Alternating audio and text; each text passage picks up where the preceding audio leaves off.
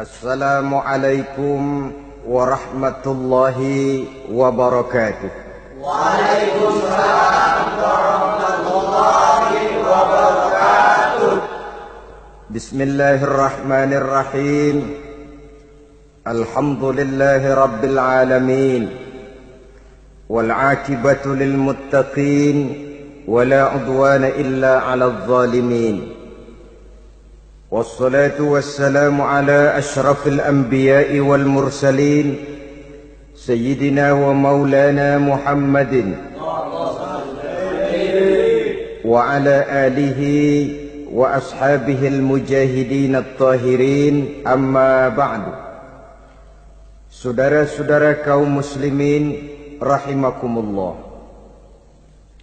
manusia selalu berusaha untuk mencapai apa yang menjadi cita-citanya di dalam kehidupan ini. Segala daya dan dana, seluruh waktu dan tenaga, segenap kemampuan dan kekuatan dikerahkan untuk mencapai apa yang dicita-citakan. Ada orang yang di dalam berusaha mencapai cita-citanya tetap berpegang teguh kepada kaidah dan norma-norma yang harus dipatuhinya, baik itu norma-norma kehidupan bermasyarakat, berbangsa dan bernegara, lebih-lebih lagi itu menyangkut norma-norma kehidupan beragama. Artinya, di dalam mencapai cita-citanya, dia tetap menghormati dan mentaati halal haram, mengenal hak dan batil, tahu mana yang boleh dan mana yang tidak boleh. Tetapi di lain pihak, tidak jarang, bahkan banyak sekali orang-orang yang di dalam usaha mencapai cita-citanya terjebak dalam prinsip menghalalkan segala macam cara untuk mencapai satu tujuan. Tidak ada lagi kaedah dan norma-norma yang harus ditaatinya. Ia tidak peduli dengan halal dan haram. Ia tidak kenal hak dan batil. Ia tidak tahu mana yang boleh dan mana yang tidak boleh. Segala cara dilaksanakan asal tujuan tercapai. Maka lahirlah orang-orang yang mengambil jalan pintas dan potong kompas dalam usaha mencapai apa yang menjadi cita-cita dan tujuan dalam kehidupannya. Begitulah kita lihat dalam kehidupan ini.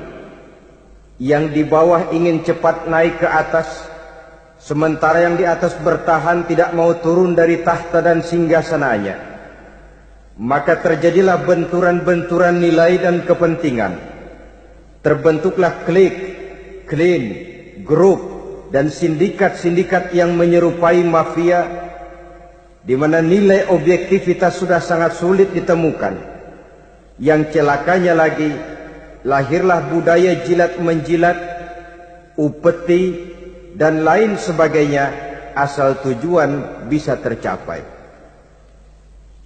Sementara itu yang miskin ingin cepat menjadi kaya, sedang yang kaya ingin menjadi lebih kaya lagi. Kalau boleh tidak hanya sekedar dia saja yang kaya, anaknya harus kaya, cucunya tidak boleh miskin dan kere. Bahkan cucu daripada cucunya pun harus jadi orang-orang kaya. Ini keinginan yang wajar. Setiap orang tua tentu tidak ingin meninggalkan anak cucunya dalam keadaan miskin dan terlunta-lunta.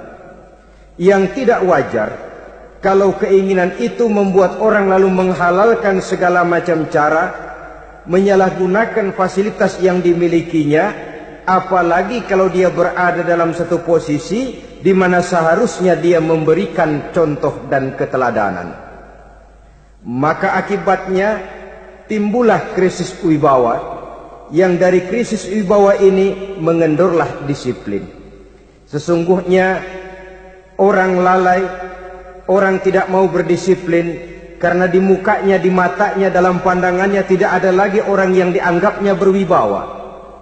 Dan wibawa itu hilang oleh karena orang merasa tidak ada keteladanan yang patut dijadikan contoh dalam kehidupannya. Inilah sesuatu yang kurang dirasakan di zaman kita sekarang ini.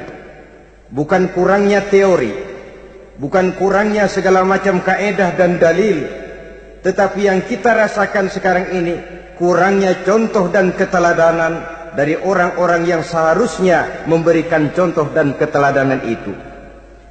Berangkat dari sejarah dan kehidupan Rasulullah sallallahu alaihi wasallam, keberhasilan yang beliau peroleh, salah satu dasar utamanya ialah satunya kata dan perbuatan.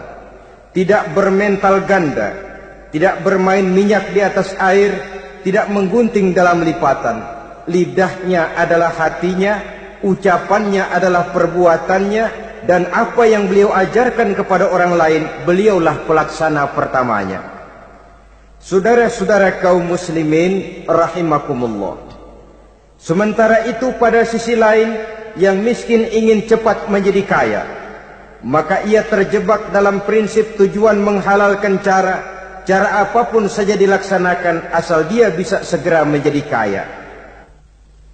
Maka salah satu jalan yang banyak dilaksanakan orang untuk mencapai kekayaan tanpa harus peras keringat dan banting tulang seperti umumnya orang adalah melalui satu jenis permainan yang umumnya kita kenal dengan nama judi.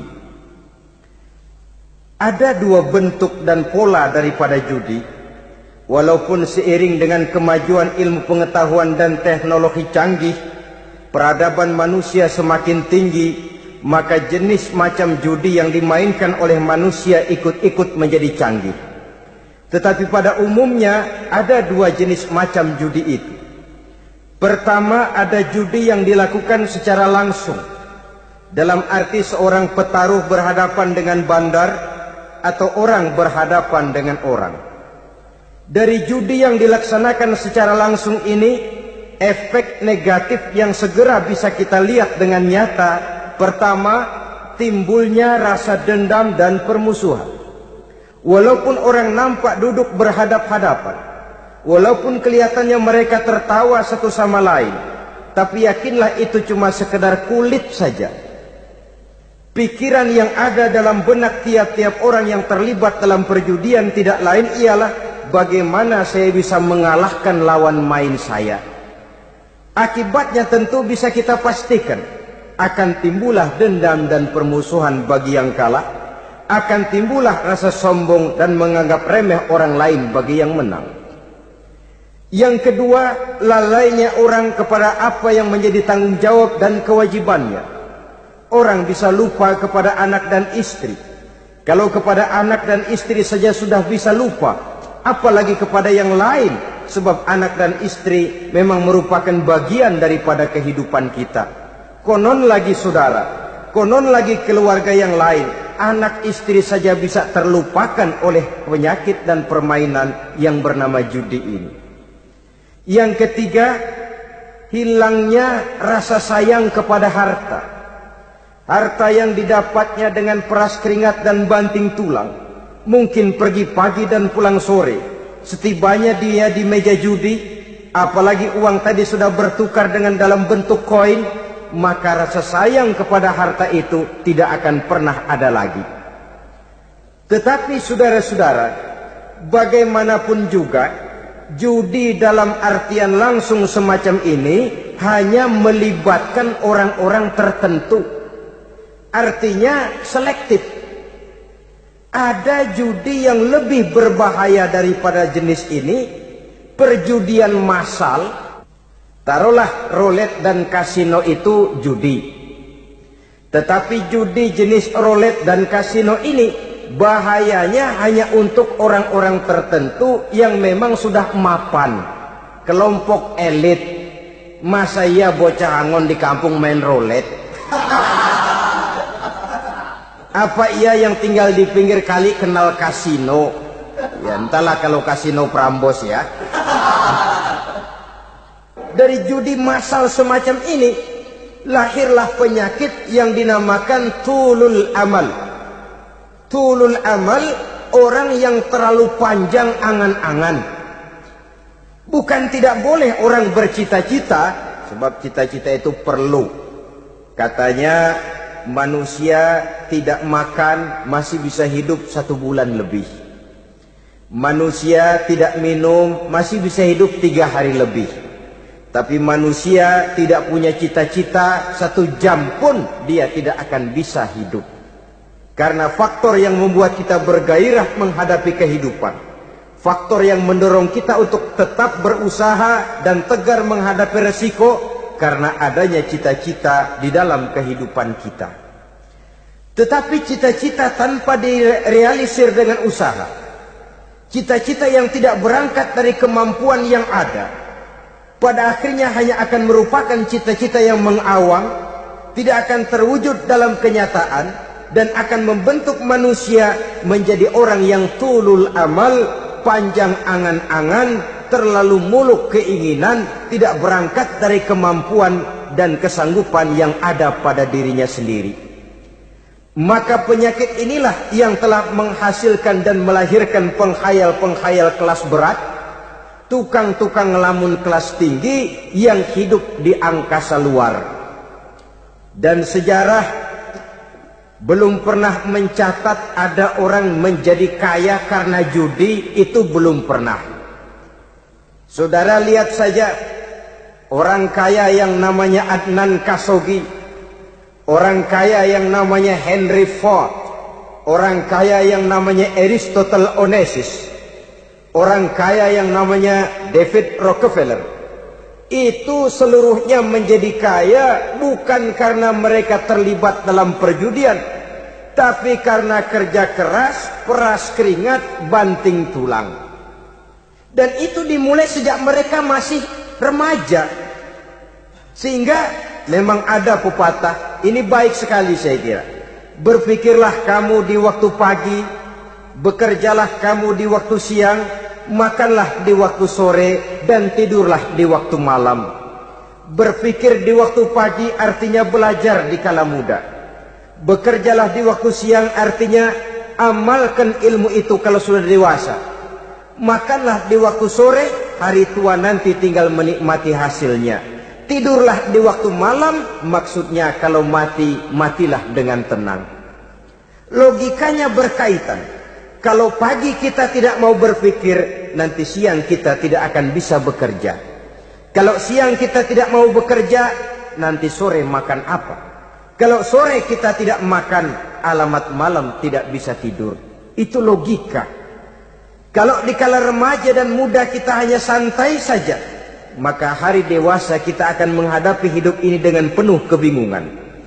Kalau hari dewasa penuh dengan kebingungan, alamat hari tua terlunta-lunta. Kalau hari tua terlunta-lunta, kita tidak akan bisa mati dengan tenang meninggalkan alam fana ini. Saudara-saudara kaum muslimin rahimakumullah. Sehingga ada pepatah mengatakan, many a great man start as a newspaper boy, katanya. Banyak orang besar yang mulai pekerjaannya dengan menjual koran. Artinya berangkat dari A. Banyak pengusaha mobil yang memulai pekerjaannya dari tukang cuci mobil, tapi lalu bertahap dan tegar menghadapi kenyataan, sehingga proses demi proses dia hadapi dengan tegar, dengan tabah, dengan sabar, dengan ulet, sampai kepada membuahkan hasil. Kita ingin pintas, kayaknya mau, usahanya tidak mau, senangnya mau, peras keringatnya tidak mau. Ini tentunya akan melahirkan kontradiksi di dalam kehidupan. Maka dari jenis perjudian massal semacam ini, lahirlah penyakit tulul amal, panjang angan-angan, terlalu muluk cita-cita. Bayangkan saja, kalau ini terjadi secara massal, menimpa nasib rakyat kita di pedesaan yang jauh dari keramaian. Tiap hari mereka didina-bobokkan oleh gambaran tentang akan diperolehnya uang dalam jumlah yang banyak, dengan angka nol yang berentet. Tiap hari mereka melihat angka-angka itu. Mereka lambat laun akan terseret dalam arus tulul amal ini, panjang angan-angan, muluk cita-cita hanya dengan mengandalkan meja perjudian. Akibatnya timbul penyakit yang kedua, yang ketiga, yaitu malas berusaha. Orang kalau sudah terlalu asik berkhayal, menghitung bintang di langit, malas berusaha. Kalau ada temannya kerja jadi buruh kasar, bawa hasil yang merupakan jerih payah dan peras keringat dia, satu minggu bergaji 10-15 ribu, diketawain. Apaan gaji lu 10 ribu, 15 ribu, entar gua nih kalau ketembus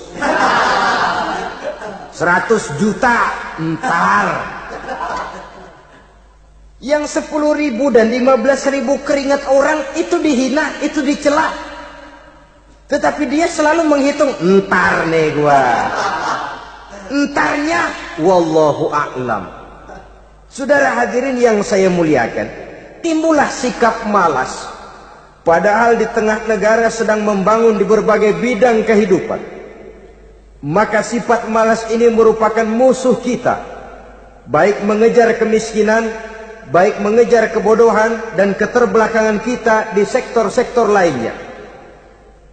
Alangkah akan terganggunya roda pembangunan di negara kita ini jikalau sebagian besar rakyat dihinggapi oleh penyakit malas, yang malas ini dilatar belakangi oleh penyakit tulul amal, terlalu muluk angan-angan, yang angan-angan ini dininabobokan oleh keinginan untuk mendapatkan untung yang besar tanpa peras keringat dan banting tulang. Sasaran yang lebih jauh, dan ini yang paling kita khawatirkan, hancurnya kubu-kubu pertahanan moral daripada bangsa kita. Kita sependapat bahwa lebih penting daripada membangun jembatan adalah membangun manusia yang membangun jembatan. Bahwa lebih penting daripada mengaspal jalan raya adalah membangun mental manusia yang melaksanakan pengaspalan itu. Dengan kata lain, membangun dan mempersiapkan manusia pembangunan. Tanpa itu, maka saya merasa khawatir kalau nanti kita tidak akan sampai kepada target yang kita harapkan oleh karena kandas di tengah jalan. Saudara-saudara kaum muslimin rahimakumullah, Islam sebagai agama yang mengajarkan manusia untuk berusaha dan mengeluarkan segala kemampuan untuk melaksanakan segala usahanya itu, sangat membenci sifat malas, sangat membenci sifat tulul amal atau panjang angan-angan. Dan oleh karena judi melahirkan dua sifat itu, Islam sangat menganjurkan pengikutnya untuk menjauhi segala macam jenis perjudian, baik yang terang-terangan maupun yang dilakukan secara samar-samar, tidak ketara, judi canggih sesuai dengan canggihnya teknologi daripada manusia itu sendiri. Ini adalah penyakit yang meracuni masyarakat manusia dari sejak berpribadi, bertetangga, berumah tangga, sampai kepada berbangsa dan bernegara. Dan kasus-kasus yang timbul sudah cukup banyak, yang tidak mungkin lagi kita katakan hanya sekedar bersifat kasuistis, bersifat kasus-kasus kecil saja. Sebelum riaknya naik ke permukaan, marilah kita membuat benteng untuk masing-masing pribadi muslim memelihara dan menjaga diri, jangan terseret dalam permainan yang bernama judi, apapun bentuknya, bagaimanapun cara dan ragamnya. Karena jelas bahayanya lebih besar daripada manfaatnya. Taruhlah kita barangkali kemarin-marin hanyut dalam arus perjudian, tetapi hendaknya kita bisa mengambil pelajaran bahwa seorang mukmin adalah seorang yang apabila dia melakukan kesalahan, dia segera sadar, dijadikannya pelajaran untuk tidak diulanginya lagi pada masa-masa yang akan datang. Dengan sikap semacam itu, kita tidak lagi akan mengulangi kesalahan-kesalahan lama, dan grafik kehidupan kita dari hari ke hari akan makin menunjukkan hal-hal yang baik dan positif adanya. Saudara-saudara kaum muslimin rahimakumullah. Kalau ABRI masuk desa, rakyat beruntung. Kalau jaksa masuk desa, rakyat bahagia. Kalau koran masuk desa, rakyat ikut jadi cerdas. Tapi kalau judi masuk desa, rakyat kiamat. Pembangunan akan terbengkalai. Roda perekonomian akan lesu. Karena mestinya orang membelanjakan uang untuk sesuatu yang dia perlukan, akhirnya dia belanjakan untuk sesuatu yang dia tidak perlukan, karena gambaran, khayalan akan mendapat keuntungan yang jauh lebih besar lagi. Padahal istilah orang-orang tua kita dulu, lebih baik makan singkong betulan daripada makan roti ngimpi. Artinya, uang yang 1.000-2.000 rupiah itu lebih baik dibelikan beras, dimasak, makan bersama anak dan istri, terasa nikmat dan halalnya, ketimbang beli kertas lalu ngelamun, menghayal, menghitung yang bukan-bukan. Itu kertas dibolak madep mulon, dibolak madep mudik, diputar sana, diputar sini, akhirnya palanya ikut muter. Kira-kira apa yang cocok? Masih belum puas, kertas dilihat, orang gila ditanyain. Sudah tahu waras, orang gila yang ditanya. Masih belum puas, nanya orang gila, tidur di kuburan. Allahu Akbar. Padahal di rumahnya tempat tidurnya empuk, anget, nggak ada nyamuk. Kuburan, tidur di kuburan. Dampak-dampak negatif yang semacam ini pada gilirannya mau atau tidak mau akan menyeberang kepada garis akidah, membahayakan dan mengancam nilai-nilai tauhid yang kita miliki. Sudah kertas dibolak-balik, tidak puas, orang gila ditanya. Orang gila ditanya belum maram, tidur di kuburan. Barangkali ada bisikan. Saudara hadirin yang saya muliakan, memang walaupun wahyu sudah berhenti, tapi Allah masih memberikan ilham kepada hamba-hambanya yang dikehendakinya. Tetapi ilham itu bentuknya positif. Kalau saudara pagi-pagi berniat, tahu-tahu datang pikiran nanti malam mau ngaji, itu namanya ilham. Kalau saudara sedang merenung, tahu-tahu datang pikiran, saya mau sedekah, itu namanya ilham, bentuknya positif. Tapi kalau ngelamun, tahu-tahu datang pikiran nomor sekian sekian sekian pasang, itu bukan ilham, itu belis. Saudara hadirin yang saya muliakan, tidak puas tidur di kuburan, cari yang lebih paten lagi, dukun ditanya. Nah, saya ingin menuduhkan persoalan. Apa tidak boleh orang ziarah kubur? Apa tidak boleh orang pergi ke dukun? Ini dalam kaitannya dengan judi, karena ini penyakit yang sudah merajalela, mewabah di kalangan masyarakat kita di lapisan yang bawah ini. Saudara hadirin yang saya muliakan, ziarah kubur bukan saja boleh, malah dianjurkan oleh Nabi. Tetapi ziarah kubur yang dianjurkan oleh Nabi itu dengan tujuan pertama, agar orang ingat kepada mati. Kafa bil mauti wa'izah, kata Nabi. Cukup dengan mengingat mati menjadi pelajaran bagi kamu semua. Maka etikanya diajarkan, kalau saudara ziarah kubur, sampai di depan pintu kubur itu kan, Assalamualaikum ya ahlal kubur, wa inna insyaallahu bikum lahikun. Kami satu saat insya Allah pasti akan menyusul kamu. Kalau kamu sekarang berbaring di sini, satu saat kami akan berbaring di sini. Ziarah kubur mengingatkan orang kepada mati.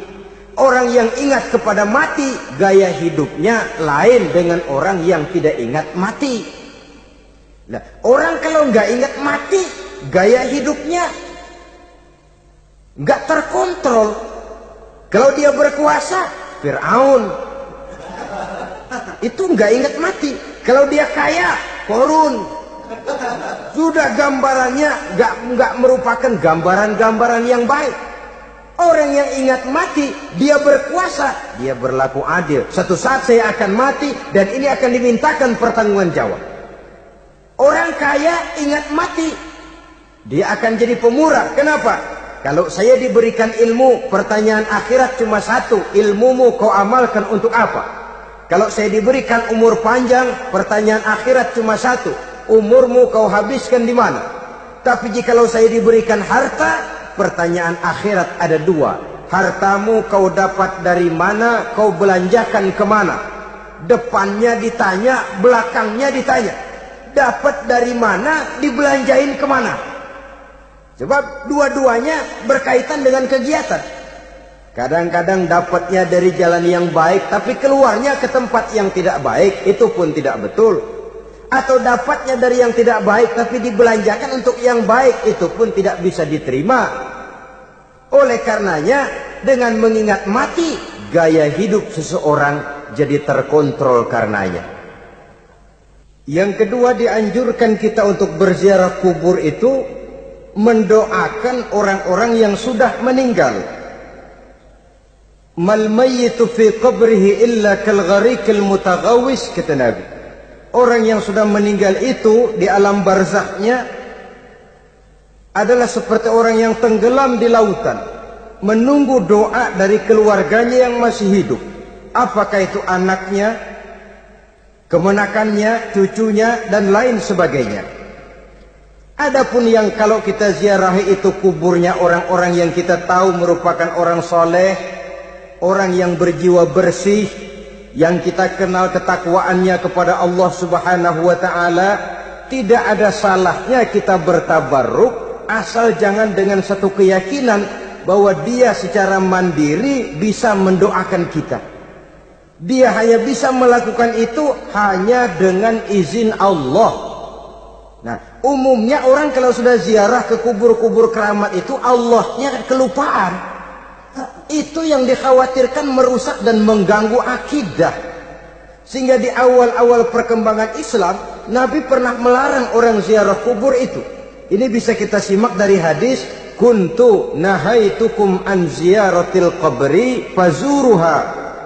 Dahulu aku pernah melarang kamu untuk ziarah kubur. Adapun sekarang kalau mau ziarah, ziarahlah kamu.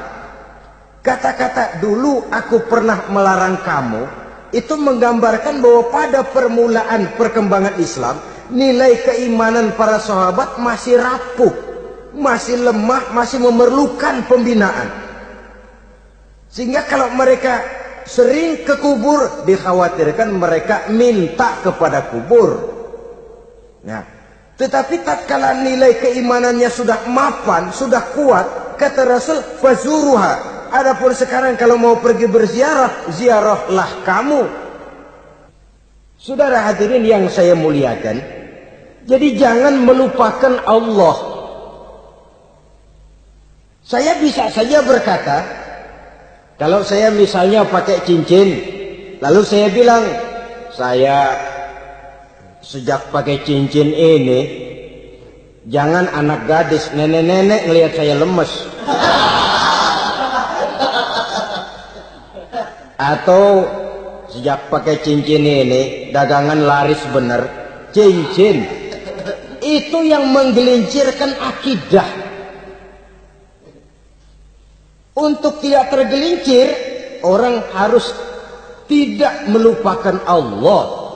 Dia bisa berkata, alhamdulillah, Allah memberikan keistimewaan kepada batu cincin saya. Batu cincinnya tidak apa-apa, Allah yang memberikan keistimewaan. Ini dalam bentuk yang langsung. Dalam bentuk yang tidak langsung kita bisa lihat, misalnya kalau petani ditanya, oh ini bisa panen besar ini rahasianya apa? Pak, oh pupuk urea, pupuk urea. Nah, Allah nomor 16. Seorang petani yang baik keimanannya, dia akan berkata, kami bisa panen besar karena izin Allah. Lah kalau pupuknya mah pakai pupuk urea, izin Allahnya dahulu, baru kemudian pupuknya nyusul. Jadi sebenarnya bukan cuma pergi ke dukun yang bisa merusak keimanan, pergi ke dokter juga bisa loh merusak keimanan. Kalau berkeyakinan bahwa dokter itulah yang memberikan sembuh, kenapa akidah saudara tidak tergelincir karenanya? Dokter hanya memberikan obat dan resep, sembuh itu datangnya dari Allah. Ini yang diungkapkan lewat lisan Nabi Ibrahim alaihissalam, wa idza maridtu fahuwa yashfini. Apabila aku sakit, dialah Allah yang memberikan sembuh. Memberikan sembuh. Jangan juga menyalahartikan ayat ini. Ada ayat begini sakit terus nekat. Udah nggak usah berobat dah, emang penyakit dari Tuhan, ntar waktunya baik ya baik ya. Udah ampek terus dah. Orang yang berobat saja belum tentu sembuh, apalagi yang tidak berobat. Sama juga orang nggak sembahyang kita ajakin ngotot, lo juga yang sembahyang belum tentu masuk surga katanya. Lah yang sembahyang belum tentu masuk surga, bagaimana cengoran lo yang nggak sembahyang?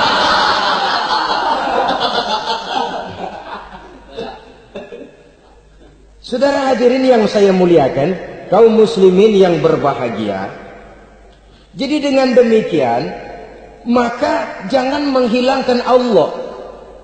Kita, ajaran pokok dalam Islam adalah ajaran tentang tauhid. Nah, tauhid ini menyangkut mengesahkan Allah, baik di dalam zatnya, baik di dalam sifatnya, baik di dalam perbuatannya, baik di dalam beribadah kepadanya. Tauhid dalam ibadah itu ada. Tauhid dalam zat artinya zat Allah itu tidak tersusun, tidak terdiri dari bagian-bagian yang bisa dipecah-pecah. Ya seperti kita ini kan ada kepala, ada kaki, ada tangan. Allah tidak tersusun zatnya dari bagian-bagian. Esa zatnya tidak bisa dibagi-bagi. Esa sifatnya artinya Allah itu sifatnya tidak pernah berubah.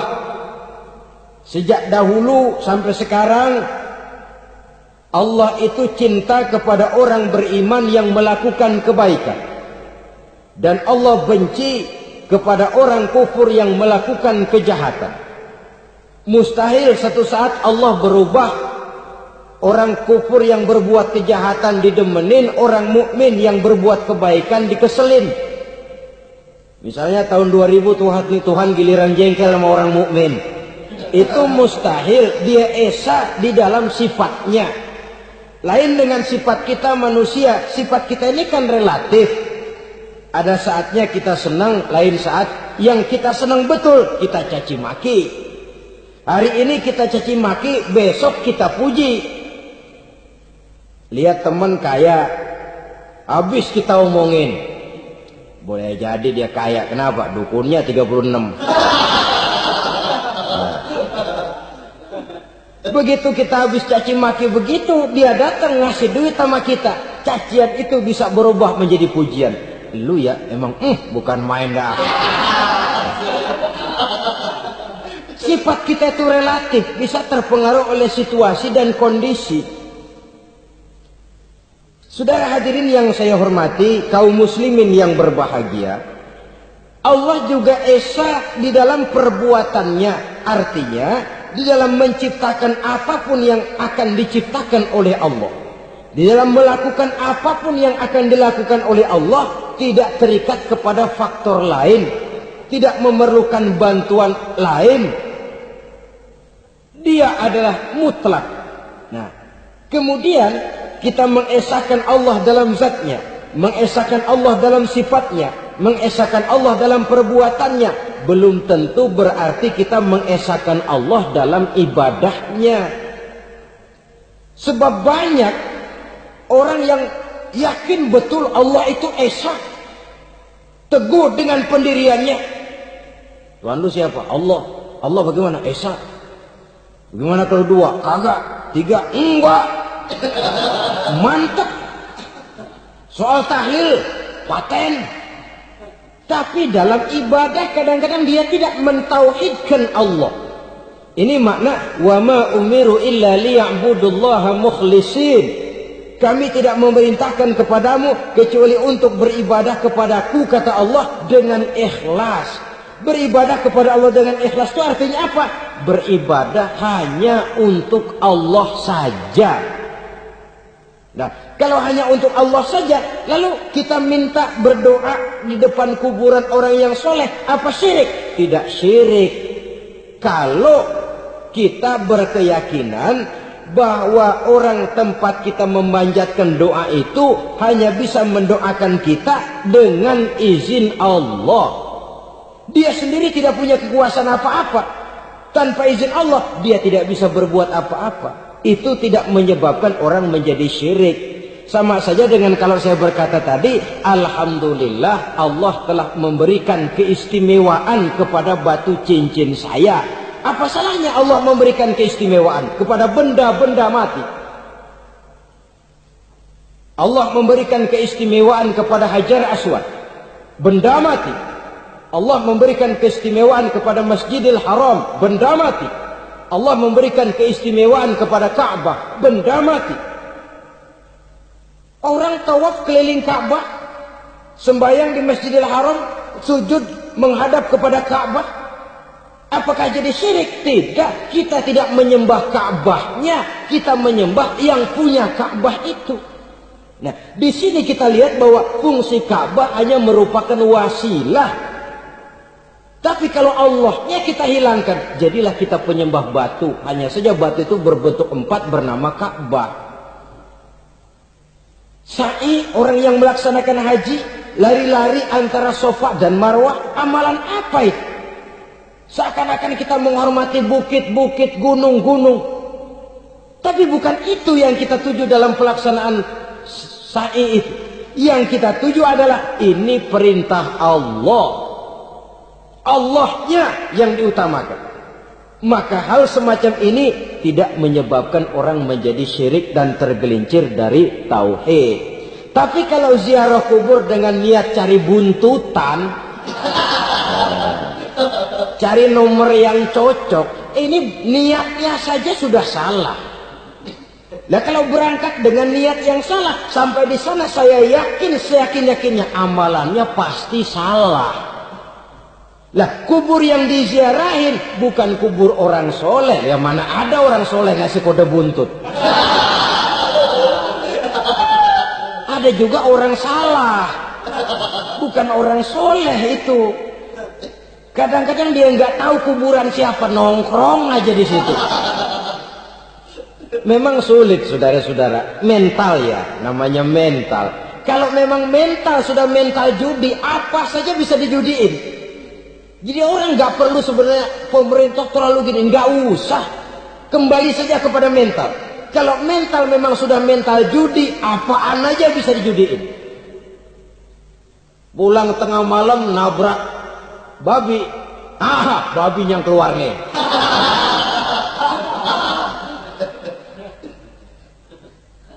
Mobil lewat, nomornya bisa dijudiin. Bajai lewat, bajai bisa dijudiin. Mental.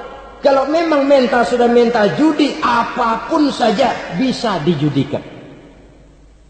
Saudara hadirin yang saya muliakan, lalu bagaimana dengan dukun? Ya, saudara hadirin, pergi ke dukun hakikatnya sama dengan pergi ke dokter. Orang berusaha melaksanakan yang namanya syariat, hakikatnya kembalikan kepada Allah. Syariatnya kita laksanakan. Tetapi, nah ini tetapi, yang pertama saudara harus tahu betul dukunnya itu bayang apa enggak, agamanya kuat apa enggak. Sebab ya tentu tidak ada dukun yang jelek, karena pada umumnya penyakit dukun itu kan nyohor, iklan lewat koleha-kolehanya. Kita bisul kecil datang, kita dukun, ini si kecil kemarin bisul kayak kelapa 5 menit baik. 5 menit padahal kemarin kagak ada yang datang. Diolah sedemikian rupa supaya orang mantap. Jadi jangan asal sembarangan. Kadang-kadang lihat potongan dukunnya aja kita ngeri. Mukanya sudah klemot, nggak pernah tersentuh air wudhu. Jangankan air wudhu, mandi aja jarang.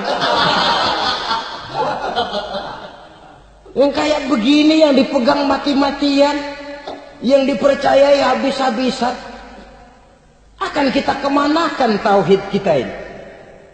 Apalagi kalau perginya sudah dengan niat mencari nomor yang jitu. Itu saya katakan lagi tadi, berangkat saja sudah dengan niat yang salah.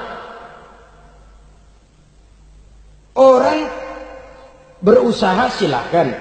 Sama juga kita ke dokter. Oleh dokter kan setelah diperiksa penyakit kita, lalu dianalisa, oh ini penyakitnya ini. Kemudian diberikan obat. Lah, obat itu kan tentu ada aturan minumnya tuh. Yang kapsul ini sehari 3 kali, yang tablet ini sehari 2 kali. Kalau kita minumnya kelebihan, overdosis namanya. Saking pengen cepet baik, sekali minum 10 tablet. Ya memang nggak sakit-sakit lagi, tapi nggak hidup sudah. Habis.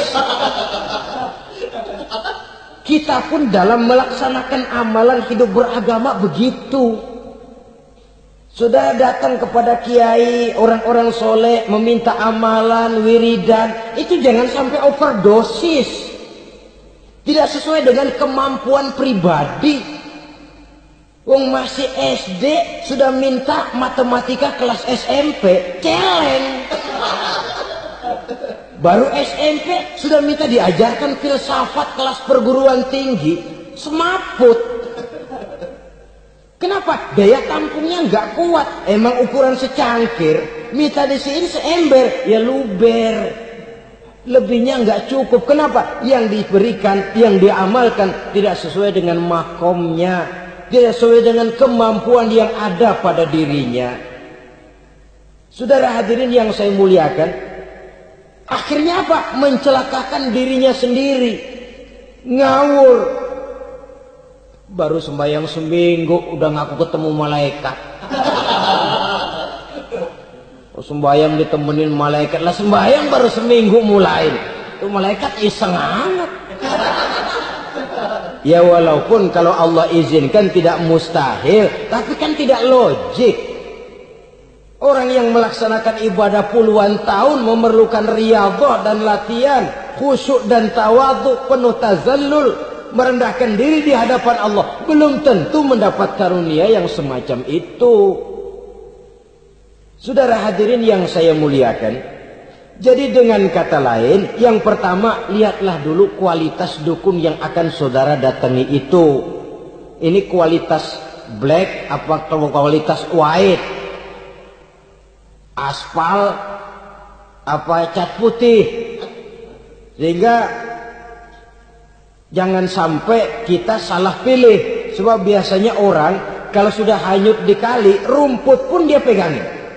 Dia tahu kalau rumput tidak akan bisa menahan bobot badannya, tapi karena posisinya posisi terjepit, rumput pun dia pegang. Ini satu gambaran psikologis betapa orang dalam keadaan panik, kepepet, kejepit, yang tidak mestinya dipegang pun akan dipegangnya juga. Walaupun dia tahu itu tidak akan bisa menahan bobot badannya, namun dipegangnya juga. Oleh karenanya, yang pertama, lihat dulu kualitas dukunnya.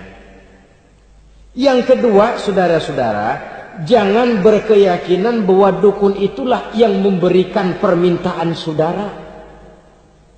Si dukun hanya bisa dengan izin Allah. Nah ini kuncinya. Kalau izin Allahnya dihilangkan, dan ini yang jarang. Biasanya kalau kita diajak ke dukun, di sono aja no paten banget. Abah ano, abah ini, abah ano, abah-abah. Nah, lalu pikiran kita kan terfokus. Dikala itulah kita mulai menyampingkan Allah. Di situ yang dikhawatirkan nilai tauhid kita jadi tergoyah karenanya. Bahwa orang yang kita datangi, yang kita kenal kesolehan dan ketakwaannya, hanya bisa memberikan pertolongan dengan izin Allah. Dengan izin Allah dia doakan kita dan doanya kabul. Dengan izin Allah dia penuhi hajat kita dan hajat kita jadi terlaksana, jadi kenyataan dengan izin Allah. Sebab Allah itu memberikan keistimewaan.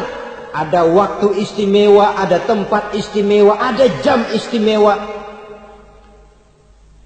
Kenapa sih sedekah hari Jumat dengan sedekah hari Kamis pahalanya kok lebih besar hari Jumat? Karena itu waktu istimewa. Kenapa untuk sembahyang sunnah dianjurkan sepertiga malam yang terakhir? Karena itu waktu istimewa. Kenapa doa di Multazam, di dekat Hajar Aswad, di Hijr Ismail, di Raudhah dikabulkan Allah? Karena itu tempat istimewa. Memang kadang-kadang ada orang berkata, kalau mau berdoa kenapa mesti di kuburan wali? Di rumah juga berdoa, Tuhan dengar. Betul, Tuhan dengar, bahkan tidak berdoa pun Allah tahu isi hati kita. Tapi soal dikabulkan atau tidak, itu hak Allah. Dan Allah memberikan fasilitas kepada tempat-tempat tertentu dan istimewa. Dan itu diajarkan oleh Nabi. Di Raudhah perbanyak doa. Kenapa? Itu tempat yang mustajabah. Artinya Allah memberikan keistimewaan kepada tempat-tempat tertentu.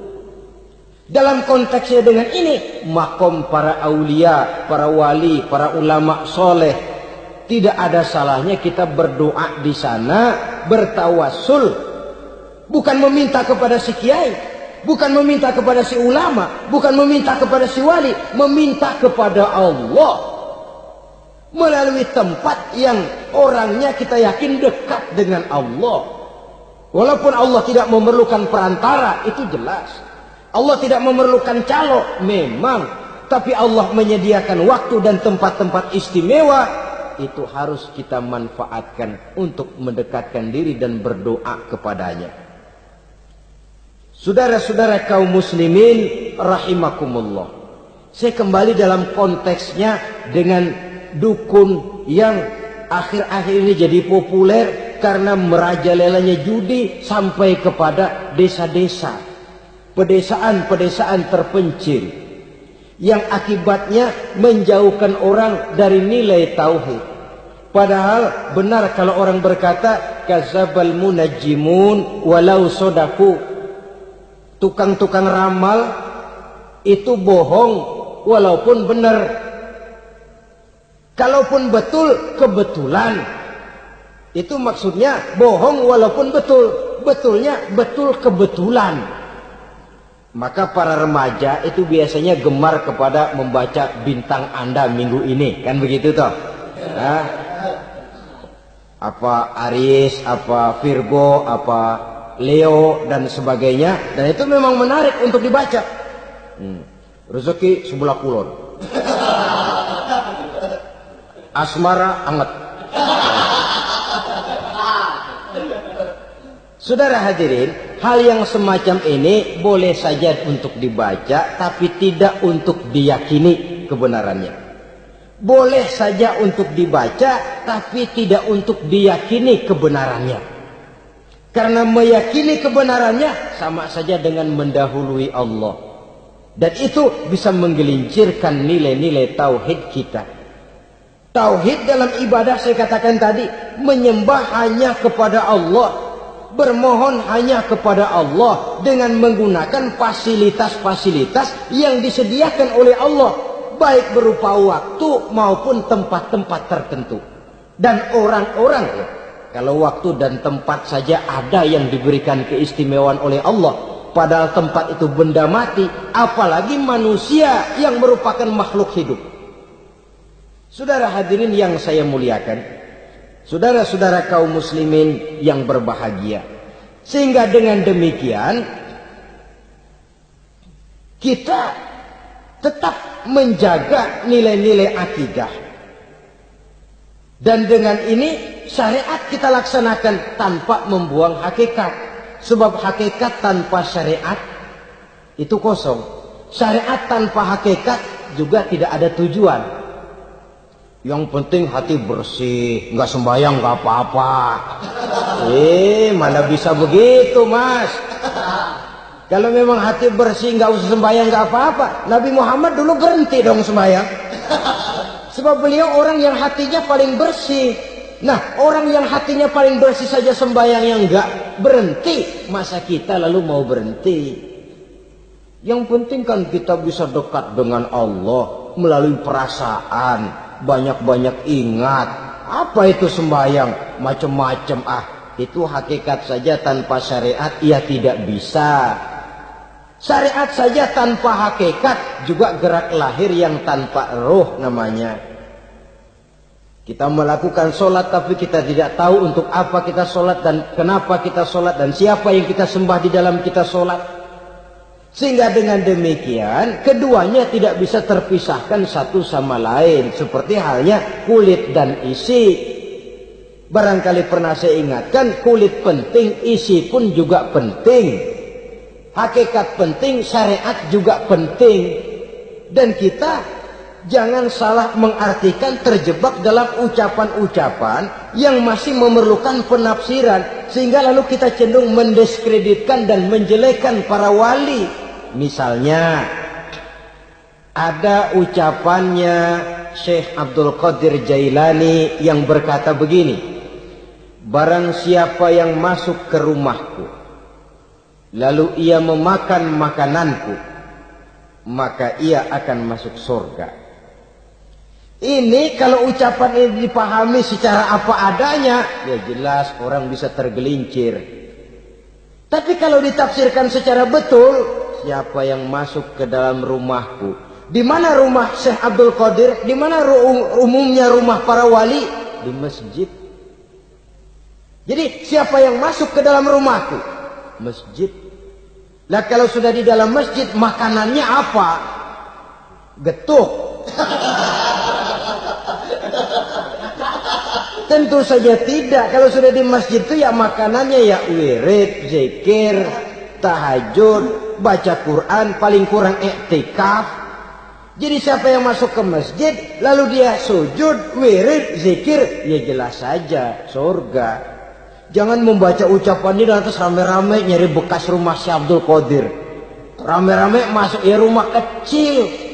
Saudara hadirin, kita terlalu terpaku kepada materi ucapan dan melupakan filsafat daripada ucapan itu sendiri. Dalam kondisi yang sedemikian, sangat boleh jadi orang lalu tergelincir karenanya. Oleh karena itulah saudara-saudara, saya kembali kepada satu prinsip. Bahwa sebenarnya dengan tidak perlu menyalahkan pihak-pihak lain, mari kita kembali kepada sikap mental kita sebagai muslim. Kalau mental memang sudah mental penjudi, apapun bisa dijudikan. Tapi kalau mental itu tidak ada, walaupun di kiri kanan dan depan belakang banyak dibuka tempat-tempat perjudian, saya yakin kita akan mampu menahan dan menjaga diri. Sikap mental inilah yang memerlukan pembinaan dari kita semua. Sehingga dengan demikian kita akan menjadi pribadi-pribadi yang bisa bertahan dari segala gempuran-gempuran yang datang dari luar karena adanya prinsip ketahanan mental itu tadi. Sekali lagi saya ingatkan bahwa judi selamanya tidak akan pernah mendatangkan kebahagiaan. Judi tidak akan membuat orang menjadi kaya. Judi tidak akan membuat orang makin akrab berteman dan bersaudara. Yang jelas, judi melahirkan permusuhan dan dendam, membangkitkan rasa malas, memulukan angan-angan tanpa mau peras keringat dan banting tulang, melalaikan orang dari tanggung jawab dan kewajibannya, membuat ia lupa kepada anak, istri dan seluruh keluarganya, dan pada akhirnya dia akan terjebak dalam satu permainan yang makin menjauhkan dia dari proses kesadarannya sebagai manusia. Sebagai uraian penutup, marilah kita renungi firman Allah dalam Al-Baqarah ayat 208. A'udzubillahi minasyaitonir rajim. Ya ayyuhalladzina amanu dukhulu fis silmi kafah wa la tattabi'u khutuwatis syaitan innahu lakum aduwwum mubin. Hai orang-orang yang beriman, masuklah kamu ke dalam keselamatan masuklah kamu ke dalam Islam secara keseluruhan. Jangan kamu mengikuti jejak-jejak setan, karena setan adalah musuhmu yang nyata dan jelas. Judi termasuk jejak-jejak yang ditinggalkan oleh setan untuk diikuti oleh kita, agar kita mendapatkan kesengsaraan baik di dunia, lebih-lebih di akhirat nanti. Semoga Allah selamatkan kita, Allah selamatkan seluruh bangsa kita dari penyakit-penyakit judi yang melahirkan efek-efek negatif dalam kehidupan. Terima kasih atas perhatian saudara. Mohon maaf atas segala kekurangan. Usikum wa nafsi bitaqwallah. Wassalamualaikum warahmatullahi wabarakatuh. Waalaikumsalam.